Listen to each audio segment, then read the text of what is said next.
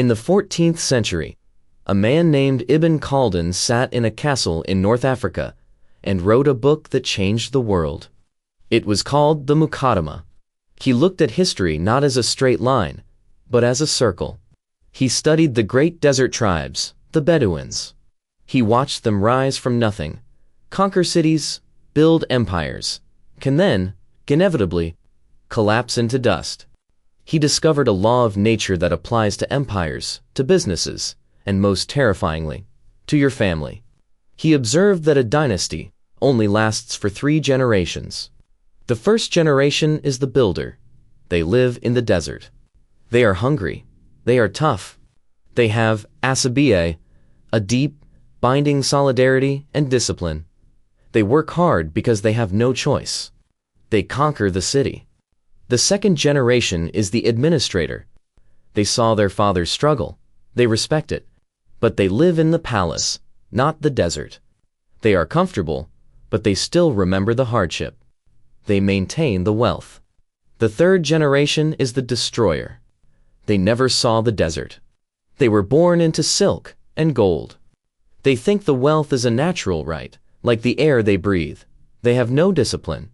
They have no hunger.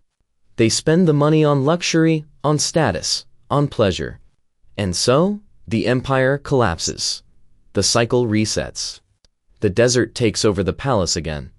History does not repeat, but it rhymes.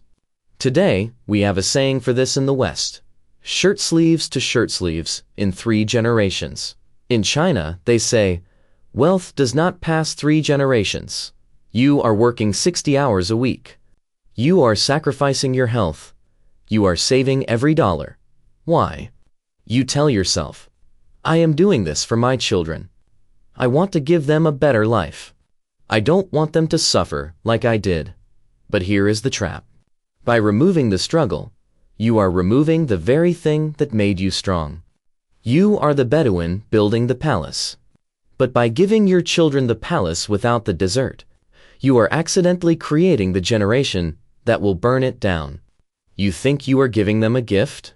But Ibn Khaldun would tell you, you are giving them a curse. Why is this ancient cycle so dangerous in the modern world? In the desert, if you were lazy, you died. Nature corrected you immediately. In the modern economy, if you are lazy but you have an inheritance, you do not die. You rot. The modern world is designed to extract money from the weak. We have casinos. We have luxury brands. We have predatory investments. We have scams disguised as opportunities. These industries are hunting for the 3rd generation. They are hunting for people with money, but no discipline. If your children inherit your money, but not your Asabiyyah, your internal grit, they will be eaten alive.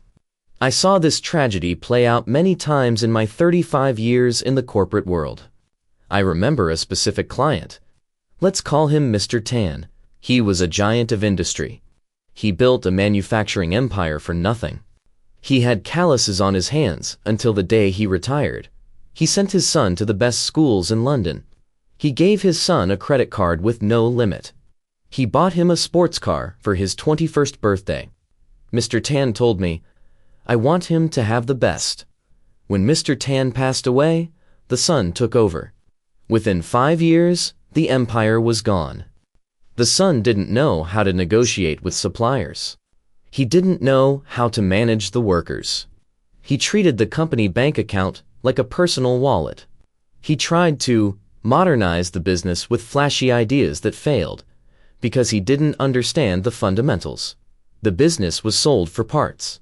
The son ended up bankrupt. The grandfather walked to work so the son could fly. The grandson? He had to walk again. This is the pain of the cycle. It is not just about losing money. It is about watching your legacy dissolve because you failed to transfer the most important asset. You transferred the valuables, but you forgot to transfer the values. You protected your children from the rain, so they never learned how to build a roof. So, how do we break the curse of the 3rd generation? How do we stop the wheel from turning? Ibn Khaldun teaches us that the decline happens when Asabiyyah, the core strength, consolidarity, is lost to luxury. To save your family, you must become a stoic architect. You must design a life it keeps the desert alive in the hearts of your children, even if they live in the palace. Here are 3 steps to break the cycle. Step 1. Artificial hardship. Do not give your children a friction-free life. If you are wealthy, hide it. Make them work for their wants. If they want a new phone, they must earn half the money. If they want a car, they must pay for the gas. You must artificially reintroduce the desert. Let them fail. Let them feel the sting of not having enough money for a movie ticket. Let them work a low-paying job in a restaurant. You are not being cruel. You are vaccinating them against poverty. You are teaching them that money is exchanged for life energy, not granted by magic. Step 2. Transfer the stories, not just the ledger. Most wills and trusts are boring legal documents. I leave 50% to my son. This is a mistake. You need an ethical will. You need to sit down and tell them the story of the first dollar you made. Tell them about the times you were scared. Tell them about the mistakes that almost ruined you. They need to know the blood and sweat that is baked into every brick of the house they live in.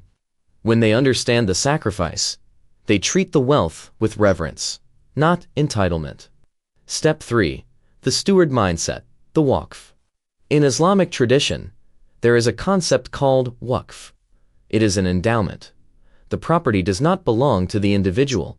It belongs to God or to the community, and the individual is just the manager. You must teach your children that they do not own the family money. They are merely the stewards. They are the guardians. If they spend the principal, they are stealing from their own grandchildren.